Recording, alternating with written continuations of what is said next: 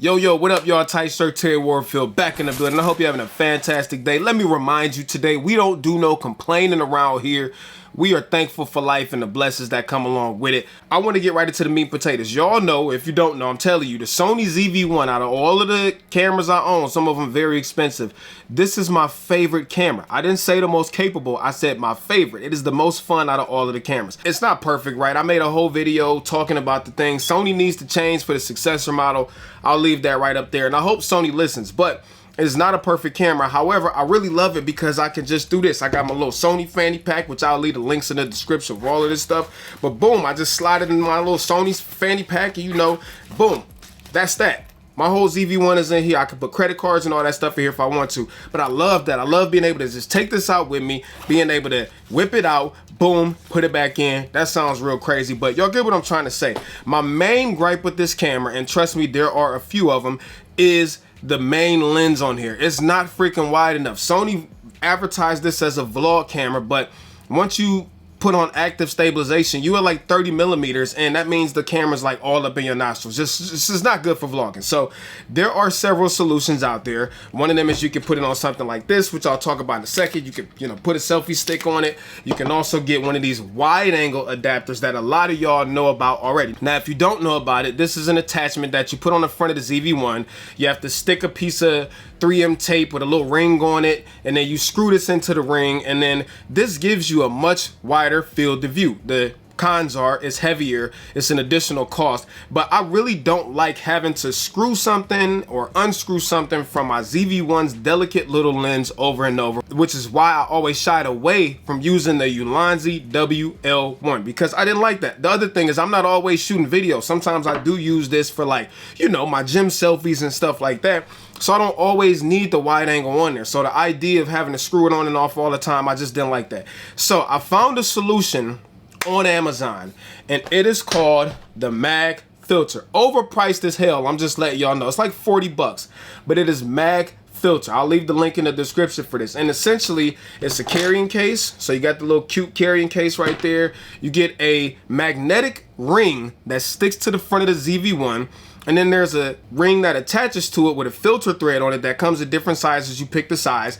For the ZV-1, it's 52 millimeters, but then you can mount stuff to it. So I'm like, I wonder if that'll fit the Ulanzi, because the Ulanzi is also 52 millimeters. So I got it. So the way it works is there's a little magnetic ring that you have to adhere to the front of the ZV-1. Now, when you get it, I highly recommend getting a piece of alcohol or something to clean the surface off before you stick it on there, and let it cure for 24 hours before you try to mount anything to it, just to make sure that it doesn't come off. So you put the little magnetic ring on the front, and then there's another ring, and it's red and black, and it looks dope. It actually matches the color scheme of the ZV-1.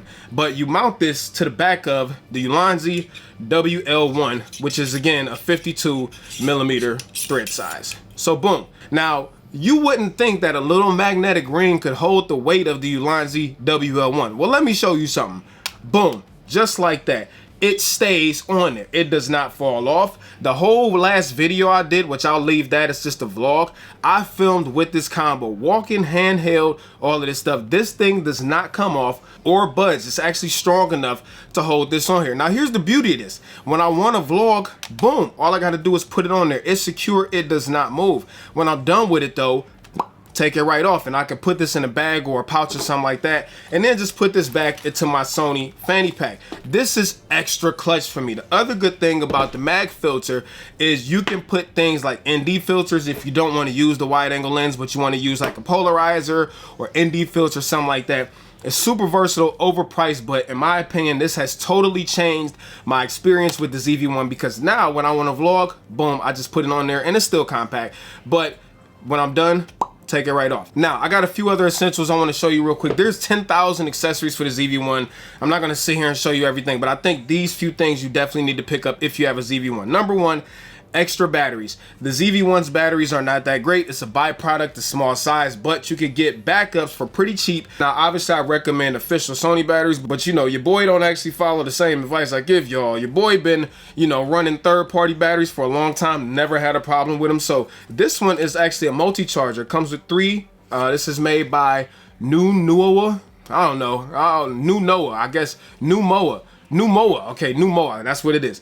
It comes with 3 spare batteries in it and a nice little charger. Highly recommend. The other thing I think you should get for your shiny ZV-1 is the base plate. Now, I got one on the way, it's not here yet, but one of the main annoyances, aside from the main lens not being wide enough, is the fact that if I ever want to mount anything like a selfie stick or something like that, for me to get the battery out or the SD card out, I got to take that off and then pop this open and do all of that jazz. Well, once you get a base plate, the base plate has an opening, which I'll leave the one I ordered in the description. The base plate has an opening for the battery door and stuff like that, but it still has quarter 20 mount points all over it. So that means that you can mount the ZV-1 to the plate and then mount the plate to whatever tripod or whatever you want to use, and you still have access to your battery door, which is freaking clutch. The last thing I want to show y'all is this Ulanzi grip. Now, Sony does make a Bluetooth remote. A lot of y'all probably have it because you could get the vlog kit with the ZV-1 that comes with it. And it's a great remote. You know, you can control it from afar. You got your zoom buttons and everything on it. But the problem is it is a little pricey. It's like $100 and some odd. So this Ulanzi grip right here does basically the same thing.